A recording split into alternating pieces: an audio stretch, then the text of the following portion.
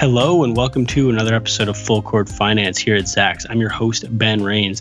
And today we're taking a look at three top tech stocks that are down at least 20% from their highs to consider buying before earnings. Those three stocks we're looking at today are Spotify, Shopify, and Vertiv. But before we get into everything, remember to subscribe and leave your review wherever you listen to your podcast. And make sure to check out our Zacks.com/promo page for a look into some of our services, portfolios, and more. So before we jump into these three stocks, I want to just do a broader market overview since the market's finally experiencing a pullback that seemed like it was due for the last several months, if not several weeks and that's heading into the heart of Q2 earnings season. So we saw the NASDAQ tumble almost 3% on Wednesday. I'm recording this on Thursday afternoon, and that Wednesday selling was sparked by massive downturns across the semiconductor industry, with Nvidia down over 6%. Various other stocks were down over 10%. Taiwan Semi fell over 8%. That was fueled by comments that Donald Trump made in a Bloomberg Business Week interview that was published on Tuesday. He essentially was saying that Taiwan should reimburse the U.S. government for its security, and just said various other things about how now Taiwan Semi is going to build some chips in the United States with help from the U.S. government and then bring profits back to Taiwan. So that was a justification, at least, for a big part of the sell-off. But the sell-off seemed due across the broader tech sector, especially some of those high flyers like Nvidia and lots of these other chip stocks. And I really do think that there could be a little bit more selling in the near term. Nvidia is finally back to its 50-day moving average for the first time since April. And the NASDAQ slipped below that 21-day moving average, with it down around 1% as I record this on Thursday. That had been the bullish line in the sand throughout much of 2024 so far, that 21-day moving average. So if we get down to the 50, it would only be the second time this year. So we could possibly see some more healthy selling in the coming weeks if Wall Street decides to take some of those huge profits across much of big tech and other high-flying areas and put those profits into underperforming areas such as small caps, which we've seen a big resurgence of recently, or some hard-hit large cap sectors such as healthcare, consumer staples, energy, and so on. As I said, the NASDAQ is now approaching that 50-day moving average, but it does still remain miles above its 21 week. So there's no telling exactly what's going to happen in the near term. Be very wary of anyone who tells you exactly what's going to happen with the market in the near term. But any pullback to those broader moving averages, if you're a longer term investor, should be seen as a buying opportunity. And then if stocks go down a little bit more, or your favorite ETF or index tracking ETF goes down more, you buy a little bit more. So with that in mind, we're going to take a look at three big tech stocks that are already down over 20% heading into their earnings releases. And the first of those three is Spotify Technology, which trades in the ticker SPOT. So Spot, their second quarter 2024 financial results are on deck on Tuesday, July 23rd, with the release set to be out before the market opens. So Spotify changed the music industry forever, similar to how Netflix changed the way people watch TV and movies and that entire industry forever. Spotify shares have soared roughly 300% off their 2022 lows, yet the recent big tech pullback has Spotify trading over 20% below its all-time highs, with some valuation levels that are looking more enticing. So let's get into a little bit of the more broader bullish basics for Spotify, and then head into some other technical and valuation levels before we close out on Spotify. So Spotify kickstarted the paid streaming music industry back in 2008.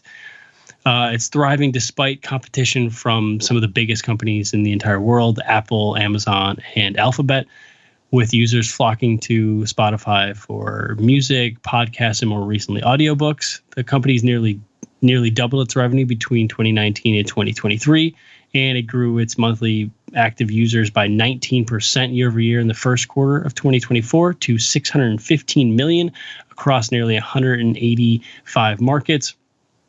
And it expanded its paid premium subscribers by 14% to 239 million premium subscribers. Overall, it grew its premium subscriber base by 84% between the first quarter of 2020 and the first quarter of 2024, with monthly active users overall up 115%. Spotify in the summer of 2023 raised its monthly prices for its ad-free premium plans to match competitors such as Apple and Amazon. And the streaming music firm then announced in June of 2024, so just last month, another price hike to kind of keep up with inflation and boost profits. I'm not going to get into the details. If you want to know exactly how much they raise every one of their plans for, you can look it up. But they raised their price relatively significantly across there, with those little price hikes of $1 or $2 for those plans going a long way to boost the top and bottom line. Spotify is focused on efficiency, having trimmed a fair amount of their workforce, and their company boosted their ad-supported gross margin to 6% last quarter versus -3% in the year-ago period. That's a great sign. And its premium gross margin climbed to 30% versus 29% in the year-ago period. Looking ahead, some Wall Street analysts are projecting that Spotify could grow its total user base by almost another 50% by 2028 to get up to 900 million. And that expansion would be really helpful to help it continue to negotiate favorable rights deals with artists. So looking ahead to its growth outlook, Spotify grew its revenue by 21% last quarter and swung from an adjusted loss of $1.24 to a positive $1.05 per share, blowing away our bottom line estimate. The company is now firmly committed to profits, and the new interest rate environment obviously has forced it to do that alongside the likes of Amazon and many other companies. Its adjusted earnings outlook has skyrocketed over the past 12 months. It's up 723% for its 2024 estimate and 215% for 2025. In that upbeat earnings outlook helps it land a Zacks ranked #1 strong buy at the moment. Some of its most accurate / recent earnings per share estimates are coming in below consensus, but the recent pullback will help account for that for the stock price. Overall, Zacks estimates call for it to grow its sales by 18% in 2024 and another 15% next year, to soar from around $14 billion in 2023 to nearly $20 billion in 2025. That would see it more than double its revenue between 2020 and 2025. Spotify is also projected to swing from an adjusted loss of $2.95 per share to $5.02 per share in 2024, and then climb another 44% next year on the bottom line. So that impressive earning expansion. And Wall Street seems pretty convinced that Spotify has now reached an inflection point on profits. Overall, the stock's up around 100% since its 2018 IPO, lagging the Zacks tech sector, which is up around 190%. But its shares have soared almost 300% off their 2022 lows, which was around the time the market bottomed in 2022. This includes a roughly 50% year-to-date climb, blowing away Apple, Amazon, and Alphabet during those stretches. It has faced some selling pressure recently alongside, as I mentioned, plenty of other tech stocks. It's down around 13% from its early June highs, putting it over 20% below its 2021 peaks.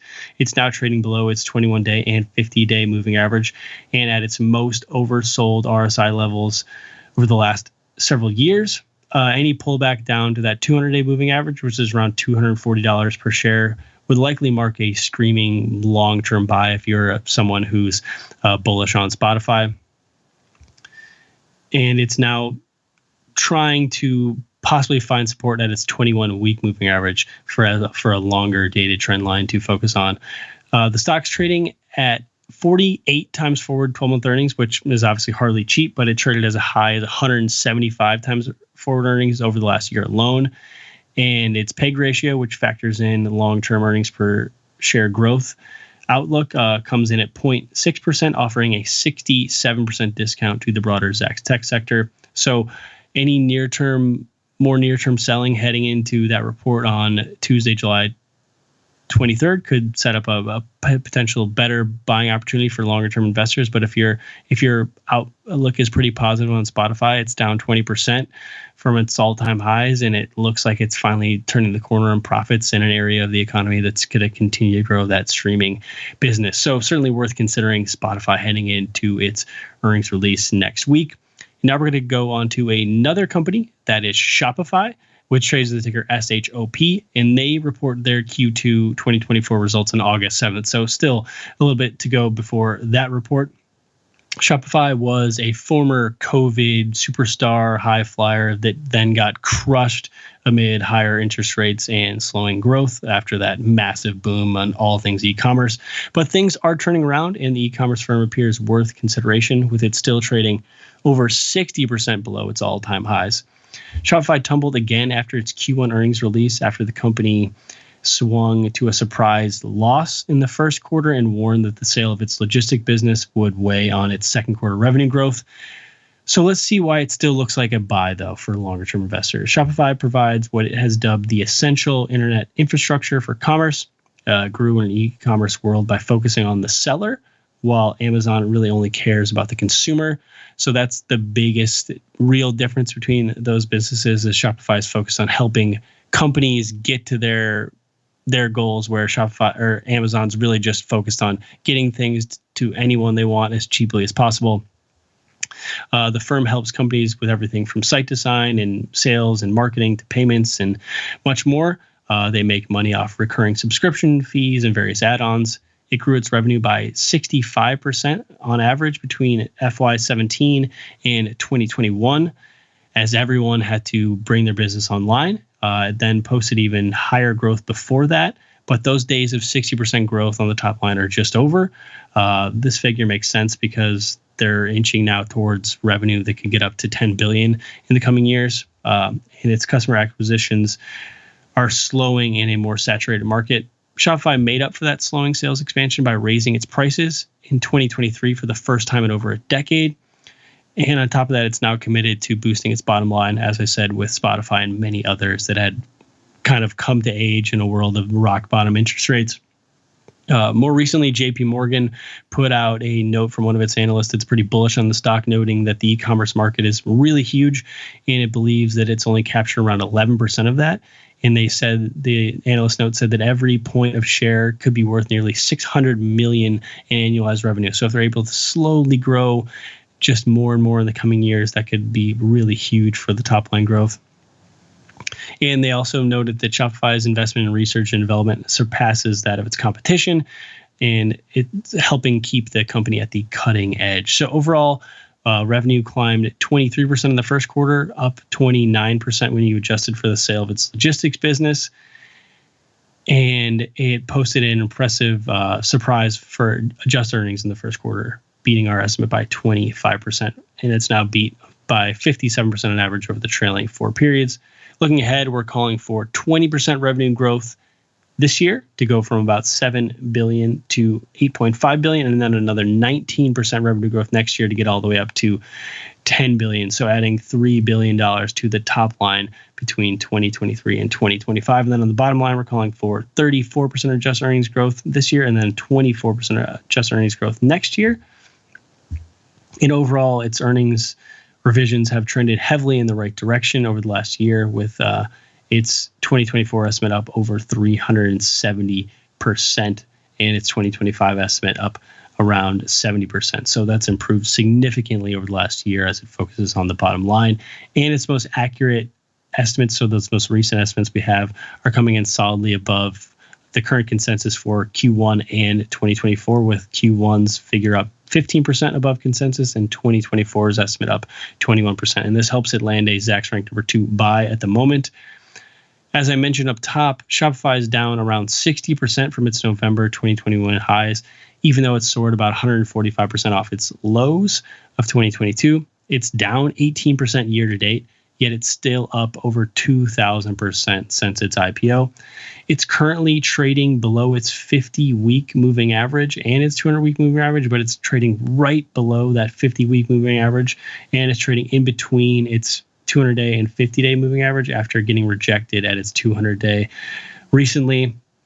Its valuation levels are still pretty sky high compared to the broader tech sector, but it's trending in the right direction in that sense, and they're now finally focused more than ever on efficiency and profitability like a ton of other businesses. And its balance sheet's really impressive. It has $5 billion in cash and equivalents, over $11 billion in total assets versus just $900 million in current liabilities and $2.2 billion in total. So it's got a great company with a great business model, and now it just has to continue to focus on improving that profitability in an area of the economy that's certainly not going out of style anytime soon. So it might be worth considering looking at Shopify heading into that earnings release in early August, with it still trading over 60% below its all-time highs, especially as the rest of the tech sector, even though it's pulled back recently, are still trading near their all-time highs. And now we're going to close out with Vertiv, which trades on the ticker VRT. Its second quarter 2024 results are due out on Wednesday, July 24th, so next week as well. So Vertiv transformed from a somewhat under-the-radar tech stock into an AI darling over the last 2 years, with its shares up 770% versus NVIDIA's 600% run. This includes a 72% climb year-to-date. But Vertiv is now trading 25% below its May peaks, and investors with longer-term outlooks might want to consider this picks and shovels kind of AI play. So Vertiv's power, cooling, and IT infrastructure solutions and services operate across data centers, communication networks, and beyond. Its critical digital infrastructure and continuity solutions are helping to transform the company into a real star of the AI world and Wall Street. It will grow alongside the booming world of big data and AI, kind of no matter who wins in this AI race, as everyone just throws billions and billions in capital expenditures on AI. Its job is to keep the computing power needed to drive the AI boom in the modern economy running as smoothly as possible.